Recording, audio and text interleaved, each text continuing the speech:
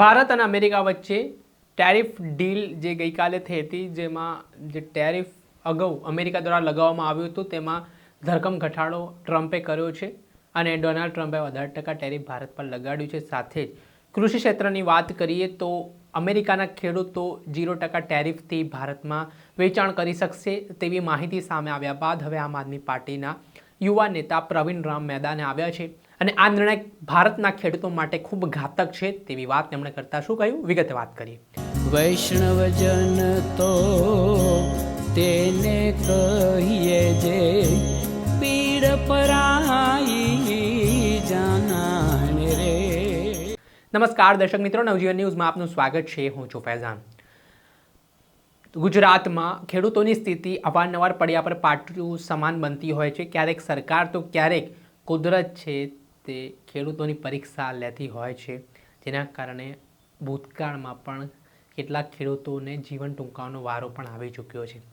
ત્યારે ગઈકાલે ભારત અને અમેરિકા વચ્ચે જે ટેરિફ ડીલ થઈ છે તેને લઈને અમેરિકાએ ભારતને મોટી રાહત તો આપી છે, પરંતુ હવે અમેરિકાના ખેડૂતો ભારતના બજારમાં 0% ટેરિફથી પોતાનું ઉત્પાદન વેચી શકશે તેવી પણ જાહેરાત થઈ છે, જેના કારણે હવે ભારતના ખેડૂતો ગુજરાતના ખેડૂતોમાં ચિંતાનું મોજું ફરી વળ્યું છે.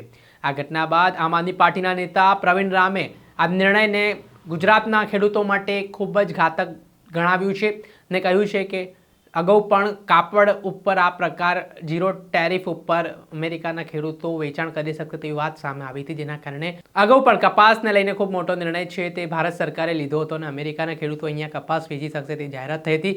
ત્યારબાદ હવે એગ્રીકલ્ચર બાબતમાં આ નિર્ણય લેવામાં આવતા આપ નેતા પ્રવીણ રામે શું પ્રહાર કર્યા છે તે સાંભળો. નમસ્કાર મિત્રો, જય જવાન જય કિસાન. ભારત અને અમેરિકા વચ્ચે થયેલી તાજેતરમાં ટ્રેડ ડીલ એ આવનારા દિવસોમાં આ દેશના ખેડૂતો માટે ઘાતક નીવડે એવી પૂરી શક્યતાઓ છે, કારણ કે અમેરિકાના એગ્રીકલ્ચર સેક્રેટરીએ એવું જણાવ્યું છે કે અમેરિકાના ખેડૂતો માટે ભારતની મોટી બજાર ખુલી ગઈ છે. એનો સીધો મતલબ એ થાય છે કે અમેરિકાના ખેડૂતોની જે પ્રોડક્ટ્સ છે એ જો 0% ટેરિફે ભારતમાં પ્રવેશ કરશે તો ભારતના ખેડૂતોની જેટલી પણ પ્રોડક્ટ્સ છે, જે મહા મહેનતે પરસેવો પાડીને જે ખેડૂતો ખેત પેદાશો ઉત્પન્ન કરે છે એ ખેત પેદાશોના ભાવ જે છે એ તળિયે જતા રહેશે અને ભારતના ખેડૂતો, આ દેશના ખેડૂતોની કંગાળ પરિસ્થિતિ ઊભી થશે. ભૂતકાળમાં પણ કોટન મુદ્દે પણ ક્યાંક ને ક્યાંક અમેરિકામાંથી આવતા કોટનમાં 0% ટેરિફ લગાડવાની જે નિર્ણય છે આ ભાજપની સરકારે કર્યો હતો અને અત્યારે ફરીથી એગ્રીકલ્ચર પ્રોડક્ટને લઈને જે સમાચાર આવી રહ્યા છે મને લાગે છે કે આવનારા દિવસોની અંદર આ દેશના ખેડૂતો માટે ખૂબ મુશ્કેલી ઊભી કરી શકે એમ છે.